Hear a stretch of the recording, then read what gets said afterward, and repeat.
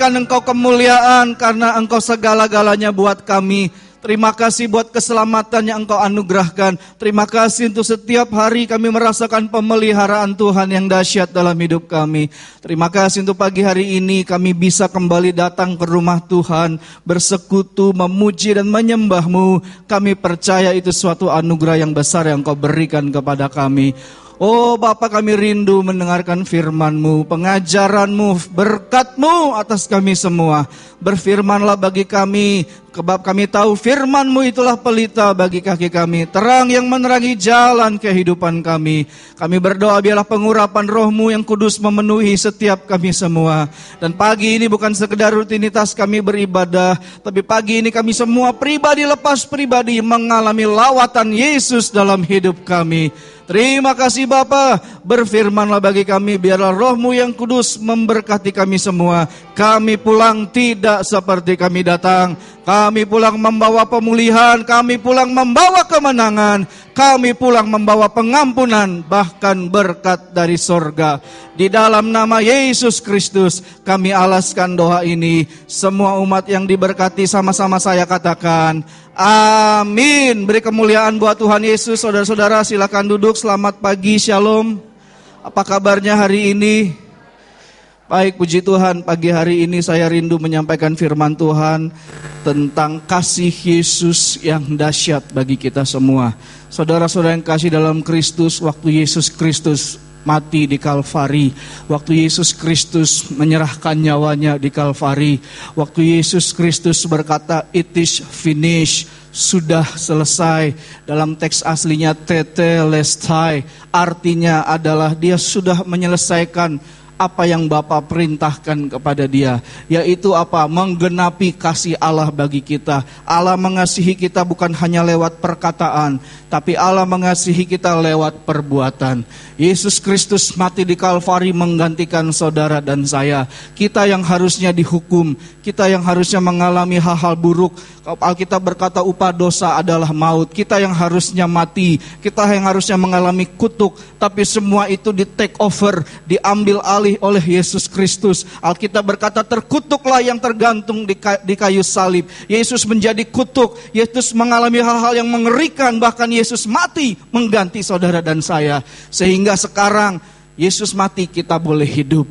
Yesus mengalami penderitaan di Kalvari, dan hari ini kita boleh percaya mujizat kesembuhan menjadi bagian setiap hidup kita. Yesus mengambil semua yang menjadi bagian kita seharusnya. Yesus menjadi substitusi yang luar biasa. Saudara-saudara yang kasih dalam Kristus, hari ini saya akan mengajak saudara juga melihat satu kisah yang luar biasa.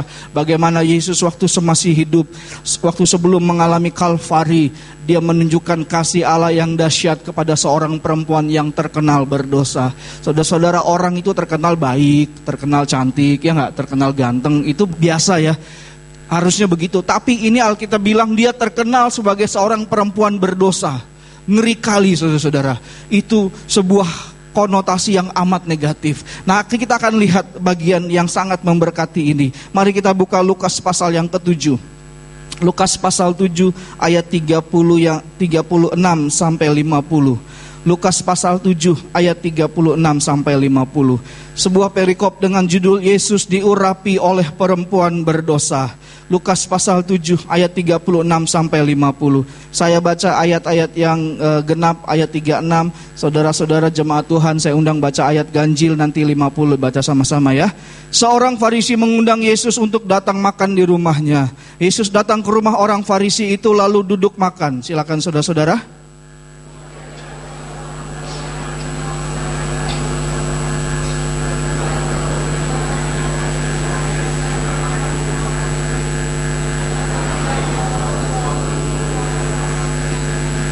Sambil menangis, ia pergi berdiri di belakang Yesus dekat kakinya. Lalu membasahi kakinya itu dengan air matanya dan menyekanya dengan rambutnya. Kemudian ia mencium kakinya dan meminyakinya dengan minyak wangi itu.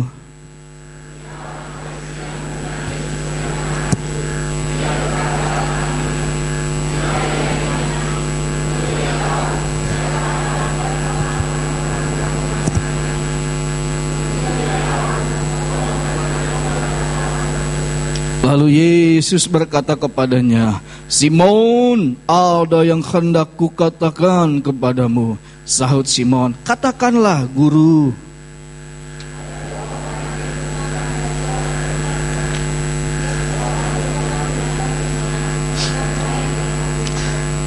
Karena mereka tidak sanggup membayar, maka ia menghapuskan hutang kedua orang itu.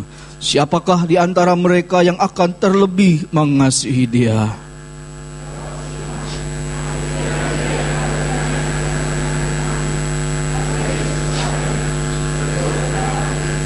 Dan sambil berpaling kepada perempuan itu, ia berkata kepada Simon, engkau lihat perempuan ini? Aku masuk ke rumahmu, namun engkau tidak memberikan aku air untuk membasuh kakiku. Tetapi dia membasuhi kakiku dengan air mata dan menyekanya dengan rambutnya.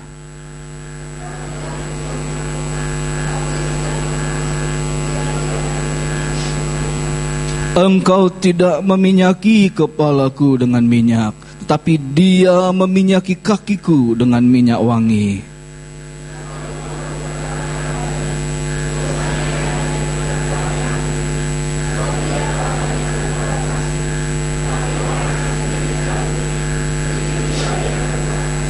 Lalu ia berkata kepada perempuan itu, dosamu telah diampuni.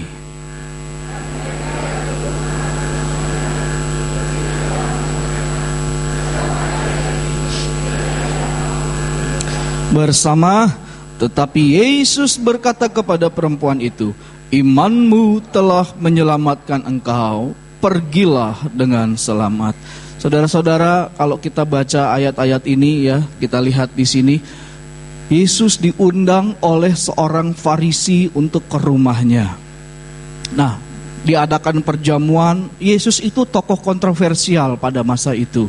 Dimanapun Yesus berada itu selalu mengundang orang banyak datang. Kenapa? Karena Yesus mengajar dengan dahsyat. Pada masa itu banyak rabi-rabi, banyak guru-guru, banyak pengajar-pengajar. Dan Yesus waktu itu adalah salah satu pengajar. Perhatikan, pada masa dia hidup orang belum tahu itu dia Tuhan. Pada masa dia hidup, orang belum tahu dia Tuhan yang menjadi manusia. Bahkan waktu dia di Kalvari, disalib, muridnya masih belum tahu. Buktinya mereka kabur semua, mereka lari semua, tinggal satu si Yohanes. Semua murid baru sadar bahwa dia adalah Tuhan yang menjadi manusia setelah kebangkitannya. Dan mereka berkata, oh Mesias, oh engkau Tuhan. Baru mereka tahu. Tapi waktu dia masih hidup, mereka masih menganggap Yesus adalah seorang manusia sama seperti mereka.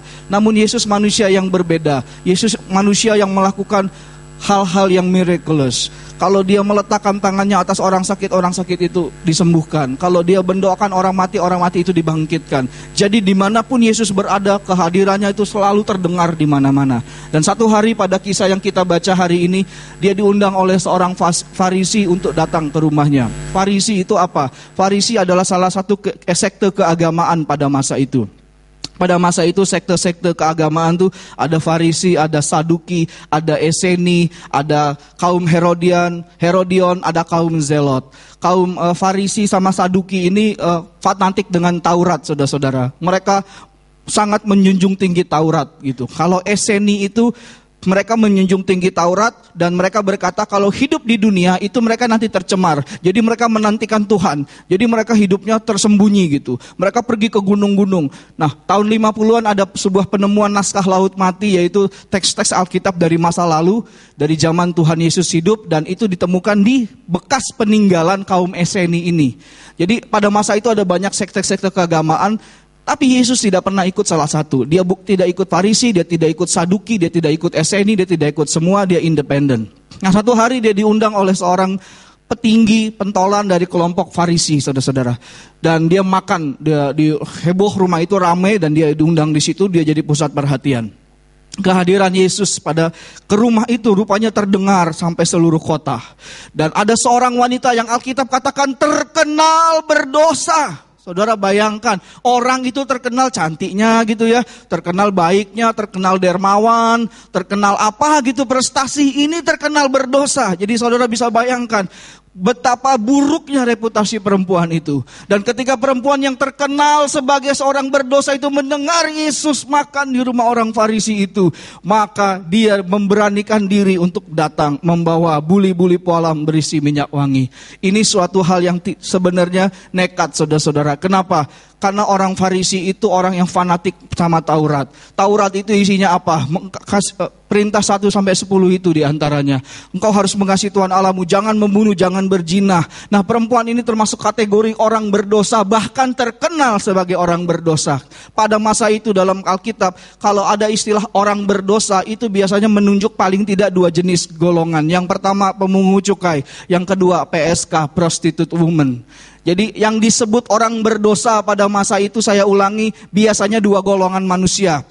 Pemungut cukai dan prostitute woman. PSK. Pemungut cukai kenapa dibilang berdosa? Karena mereka sadis. Mereka kolaborator dengan penjajah Romawi. Mereka itu orang Yahudi, namun kolaborator dengan penjajah Romawi untuk memungut pajak dari bangsanya sendiri. Dan mereka memungut pajak dengan pajak yang sangat tinggi. Dan mereka di-backing oleh tentara Romawi. Jadi orang-orang Yahudi ini benci banget sama pemungut cukai. Tega-teganya kamu peras sesama bangsa sendiri, kira-kira begitu, saudara-saudara. Salah satu murid Yesus adalah mantan pemungut cukai, si Matius, saudara-saudara. Nah, kemudian satu lagi yang disebut orang berdosa adalah prostitute woman, PSK. Bayangkan, Taurat berkata jangan berzina. Ini mah bukan hanya berzina, itu dijadikan dia profesi, saudara-saudara. Jadi, dan Alkitab bilang dia terkenal sebagai orang berdosa. Artinya saya rasa dia prostitute woman paling cantik di kota itu. Sehingga dia terkenal. Betul saudara ya? Istilahnya kembangnya lah gitu kalau kita suka baca di koran-koran gitu. Very famous gitu. Mungkin cantik, mungkin tinggi, kulitnya putih, rambutnya panjang, hidungnya mancung. Ya kalau hari ini laku lah jadi pemain sinetron kira-kira saudara-saudara. Dan waktu dia dengar Yesus ada di situ, sesuatu dalam hatinya berkata, kamu harus datang ketemu orang itu. Kamu harus datang ketemu nabi itu. Dan dia datang, dia bawa sebuah buli-buli polam berisi minyak wangi. Saudara-saudara, saya bisa bayangkan waktu dia masuk ke rumah orang Farisi itu, semua mata memandang. Mau apa dia ke sini? Apa dia langganan bos kita? Mungkin gitu kali yang nakal-nakal ngomongnya, saudara. Kok datangnya siang-siang begini? Waduh, heboh. Itu orang mau cegah takut, saudara. Karena kan orang Farisi fanatik dengan hukum Taurat. Kalau bukan muhrim nggak boleh pegang, kira-kira begitu ya. Contohnya. Jadi mereka mau cegah, jangan. Takut. Nanti kedengeran. Dilaporin, kamu istrinya, awas tadi suamimu pegang-pegang si itu. Waduh, jadi mau dicegah takut. Si perempuan nekat aja, dia datang, dia masuk ke situ saudara, dengan anggunnya kan kira-kira begitu ya. Semua mata memandang curiga, mau cari siapa dia ini? Jangan-jangan ada customernya dulu, belum bayar, mungkin ada nakal-nakal berpikir gitu ya. Ternyata dia cari Yesus. Rabi yang luar biasa itu yang sedang makan di situ saudara-saudara. Dan dia mendatangi di mana Yesus berada. Saudara, pada masa itu kalau makan tuh, kalau kita nih makan duduk, ada meja gitu ya. Kalau dulu enggak saudara-saudara. Dulu tuh kalau makan tuh tiduran. Begini, sandaran tangan kiri, miring. Saya jangan praktekin, ntar susah bangunnya. Jadi tiduran gini. Nah, mejanya pendek. Seginilah kira-kira ini. Jadi sambil makan, ya kayak makan kacang gitu lah kira-kira gitu saudara ya. Tangannya bertumpu begini. Kakinya ke belakang. Nah, perempuan ini datang dan perempuan ini ke kaki Yesus. Saya bisa bayangkan waktu dia mendekati Yesus ada radiasi ilahi yang keluar dari Yesus. Sehingga waktu dia mendekat kepada Yesus, radiasi ilahi itu, aura dari Holy Spirit itu menjamah hatinya. Dan waktu dia sampai di kaki Yesus, tidak ada kata yang bisa terucap. Hanya air mata yang keluar. Tangisan, menyesali dosa-dosanya. Menyesali hidupnya yang penuh dengan kenajisan. Tangisan itu begitu banyak sehingga membasahi kaki Yesus. Kemudian ketika dia lihat kaki Yesus penuh air mata, dia segera seka dengan rambutnya yang panjang itu. Semua mata memandang. Si Simon, si ahli Taurat, si Farisi yang undang dia. Si Yesus gak sadar. Apa ya? Itu kan perempuan gak benar. Ya kira-kira tadi Alkitab tuliskan saudara-saudara ya. Kalau dia nabi dia tahu dong dong, siapa yang pegang dia? Najis, tralala. Mungkin gitu kali ya. Haleluya saudara-saudara. Terus setelah dia menyeka kaki Yesus, dia keluarkan minyak wanginya itu. Dan dia minyaki kaki itu. Yesus tahu apa di pikiran Simon. Yesus bilang begini, Simon, ada 2 orang ngutang sama bank swasta. Bank swastanya bukan bank swasta kayak di Indonesia, saudara. Di Pasar Senen banyak tuh bank swasta model begini ya. Kau pinjam tapi hubungannya tinggi gitu.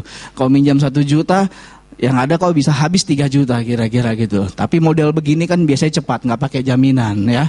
Modelnya tukang pukul paling biasanya, bank swasta model begini. Ya saudara tahu lah maksud saya. Nah, Simon yang satu utang 500 dinar, yang satu 50 dinar. Dua-dua enggak bisa bayar. Kamu menurutmu siapa yang lebih berterima kasih? Ya yang 500 lah pasti guru. Waduh itu. Nah saudara-saudara, sebelum saya mau kasih tahu 1 dinar itu berapa kursnya hari ini supaya saudara paham gitu ya. 1 dinar itu kurs untuk hidup 1 hari pada masa itu. Kurs untuk hidup 1 hari pada masa itu. Jadi kalau dia utangnya yang 150 dinar berarti dia utang kira-kira 1 bulan 20 hari gaji dia. Yang satu lagi utang 500 dinar berarti utangnya mungkin hampir 1,5 tahunan gaji dia. Besar banget. Gaji saudara berapa? Misalkan sebulan 10 juta misalnya, maka setahun setengah lebih. Wah itu banyak sekali jumlahnya. Nah tentu saja yang utangnya lebih banyak ini yang, aduh makasih ya bro, aduh thank you so much, aku dimaafin. Nah kira-kira gitulah senangnya gitu kan. Saudara, tentu saja guru yang utangnya 500 dinar. Betul katamu Simon. Kau lihat perempuan ini Simon. Aku datang ke rumahmu, tapi kakiku tidak kau kasih air. Coba lihat. Engkau tidak memberikan air untuk membasuh kakiku, tetapi dia membasahi kakiku dengan air mata dan menyekanya dengan rambutnya. Saudara-saudara, pada masa itu kalau orang Yahudi biasanya di tiap rumah tuh, di halaman tuh ada gentong isi air. Jadi kalau ada tamu datang, nanti pembantunya akan bersihin kaki si tamu pakai air dan tamunya masuk ke dalam rumah. Kenapa saudara? Karena pada masa itu belum ada aspal tentunya ya. Tidak ada sepatu, yang ada hanya sendal atau kasut. Kemudian jalanan pasti jelek, becek. Apalagi kalau habis hujan, belum bertemu dengan kotoran kambing, kotoran sapi, kotoran kerbau, kotoran keledai, kotoran unta. Jadi bisa dibayangkan orang tuh kalau lalu lalang pasti kakinya kotor. Makanya orang Yahudi pada masa itu selalu di tiap rumah tuh biasanya mereka punya sediakan tempayan gitu, saudara-saudara, isi air. Ada cidukannya, jadi kalau tamu datang, ntar pembantunya dia, budaknya dia akan bersihkan kaki si tamu itu, baru tamunya masuk ke dalam. Dalam kasus Yesus tidak diberi air untuk membasuh kakinya. Saya yakin ini si orang Farisi ini waktu ngundang Yesus dia tidak sincere hatinya, tidak tulus. Mungkin dia mau ngerjain Yesus. Karena Yesus bilang, engkau tidak memberikan aku air untuk membasuh kakiku. Mungkin Tuhan cari sendiri airnya di rumah itu. Karena mereka kan senang menguji Yesus. Mereka ini iri sama Yesus. Bayangkan saudara, sebuah penghinaan sebetulnya yang dilakukan si Simon ini kepada Yesus. Tapi Yesus lihat, dia hanya membandingkan kelakuan Simon dengan si perempuan tadi. Kau tidak kasih aku air untuk membasuh kakiku, tetapi dia membasahi kakiku dengan air mata dan menyekanya dengan rambutnya. Apalagi coba lihat ayat berikutnya. Engkau tidak mencium aku, tetapi sejak aku masuk ia tiada henti-hentinya mencium kakiku. Pada masa itu ada istilah cium kudus. Tentu saja cium kudus ini laki-laki sama laki-laki, perempuan sama perempuan. Bukan laki-laki sama perempuan. Itu bukan cium kudus. Cium kudus pada masa itu laki-laki sama laki-laki, perempuan sama perempuan. Sampai hari ini di Arab masih ada tradisi itu. Kalau saudara lihat orang Arab ketemu, biasanya laki-laki sama laki-laki mereka kasih kissing gitu di sini. Nah, adat pada masa itu seperti itu. Dan Simon tidak mencium Yesus seperti adat pada masa itu. Penghinaan yang kedua. Tapi apa yang dilakukan perempuan itu? Yesus berkata, sejak aku masuk, ia tiada henti-hentinya mencium kakiku. Perempuan itu terjamah hatinya oleh Yesus. Kaki Tuhan, saudara bisa bayangkan, baru dia cuci. Dan dulu kan gak ada antiseptik, betul saudara-saudara? Tidak ada Detol, apalah, Lifebuoy, semua itu. Saya yakin mungkin masih ada harum-harum, bau-bau kotoran dari luar gitu ya, meskipun udah dibersihin pakai air. Tapi lihat, dia mencium kaki itu tiada henti-hentinya. Kemudian ayat 46, engkau tidak meminyaki kepalaku dengan minyak, tetapi dia meminyaki kakiku dengan minyak wangi. Pada masa itu ada tradisi saudara-saudara, yaitu saling memberkati dengan meminyaki kepala dengan rambut. Kepala ini dengan minyak. Pengurapan. Tapi pengurapan itu pada masa itu beda dengan dulu. Kalau dulu tuh pengurapan tuh biasanya diberikan untuk orang yang diangkat jadi raja, itu dia diurapi. Dia diangkat posisi tertentu dalam umat Allah, dia mesti diurapi. Jadi minyak itu ditaruh di kepalanya, nanti dia turun ke bawah. Nah pada masa itu pengurapan itu bukan lagi sekedar untuk jadi raja atau apa, tapi sudah jadi custom atau kebiasaan untuk penghormatan. Tapi kembali Simon tidak melakukan itu kepada Yesus. Penghinaan ketiga dia berikan. Tapi Yesus berkata, wanita ini meminyaki kakiku dengan minyak wangi. Saya yakin saudara-saudara, itu ruangan langsung harum semerbak. Harum semerbak.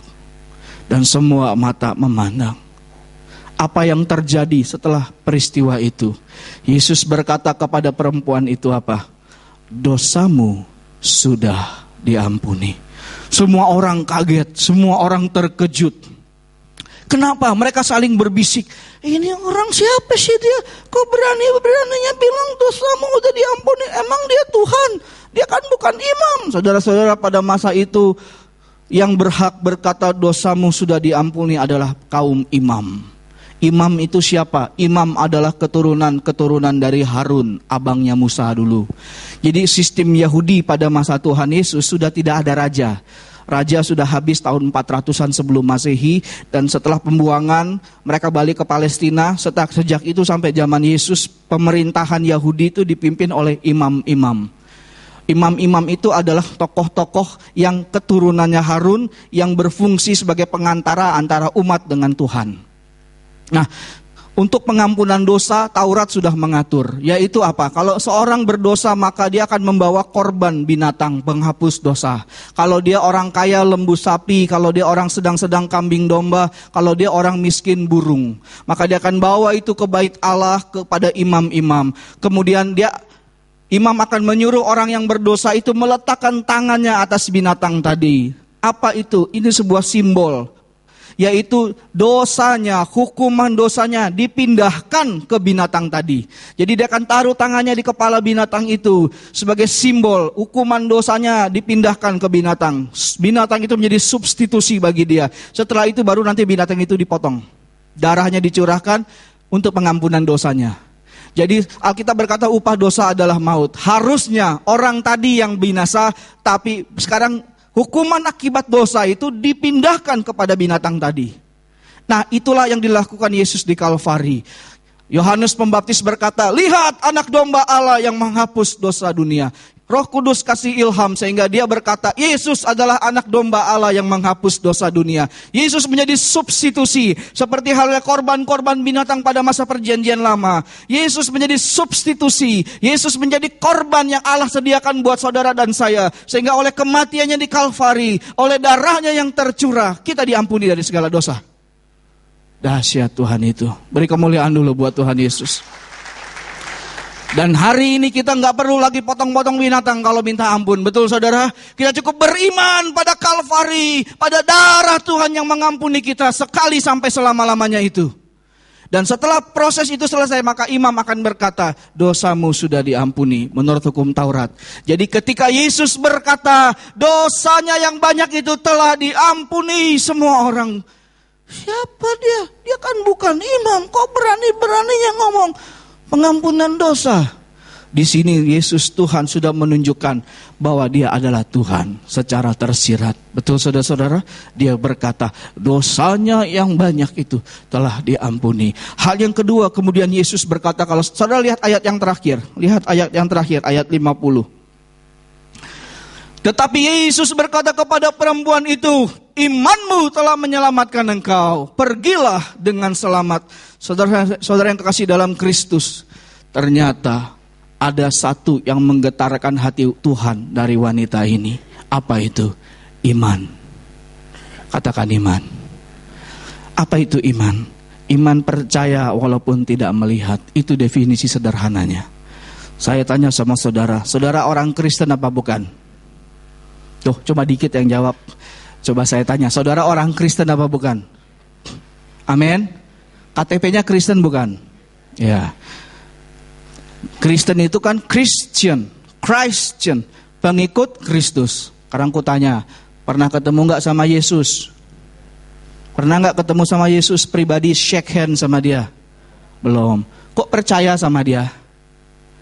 Itulah iman. Percaya meskipun tidak melihat. Wanita ini percaya Yesus adalah utusan dari surga yang datang untuk menyelamatkan dunia.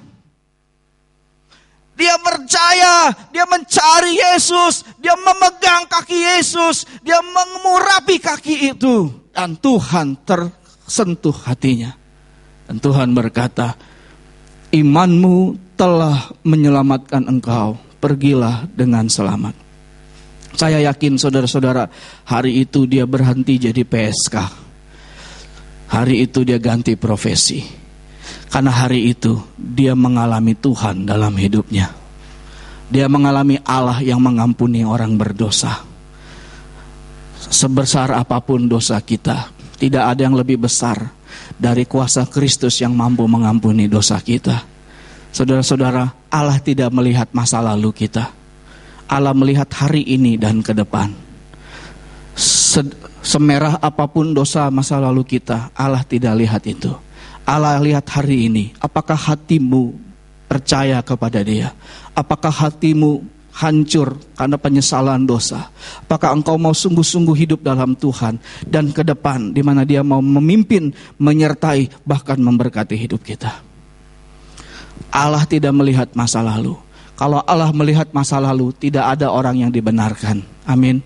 Terlalu banyak dosanya. Tapi kita bersyukur, kita lihat sebuah contoh yang dahsyat. Yesus tidak lihat seberapa kelam masa lalu dia. Yang Yesus lihat adalah hatinya yang hancur dan mengakui kesalahan, mengakui hidupnya yang tidak benar dengan cara tangisan yang keluar. Saudara, orang kalau udah gak bisa ngomong biasanya hanya air mata. Dan Tuhan tahu air mata wanita itu, air mata yang pure, air mata yang murni. Dan Tuhan berkata, dosamu sudah diampuni. Tidak ada berita yang lebih besar bagi orang Yahudi pada masa itu daripada dosa diampuni.